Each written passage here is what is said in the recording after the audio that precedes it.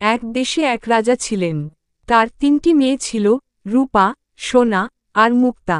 তিনজনই খুব সুন্দরী ও বুদ্ধিমতী ছিল। রাজা তাদের খুব ভালোবাসতেন। একদিন তিনি তাদের ডেকে জিজ্ঞাসা করলেন, তোমরা কি আমাকে সবচেয়ে বেশি ভালোবাসো? রূপা বলল, আমি আপনাকে সোনার চেয়েও বেশি ভালোবাসি। সোনা বলল, আমি আপনাকে হীরের মতো মূল্যবান মনে করি। কিন্তু ছোট মেয়ে মুক্তা বলল, আমি আপনাকে লবণের মতো ভালোবাসি। রাজা রাগে অগ্নিশর্মা হলেন।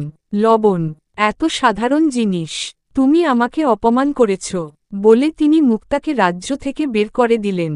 মুক্তা কাঁদতে কাঁদতে জঙ্গলে চলে গেল। সেখানেই এক বৃদ্ধার সাহায্যে সে বড় হয়ে উঠল এবং এক জ্ঞানী রাজপুত্রকে বিয়ে করল। বছর কয়েক পরে রাজাকে আমন্ত্রণ জানানো হল রাজপ্রাসাদে এক বিশাল ভোজে।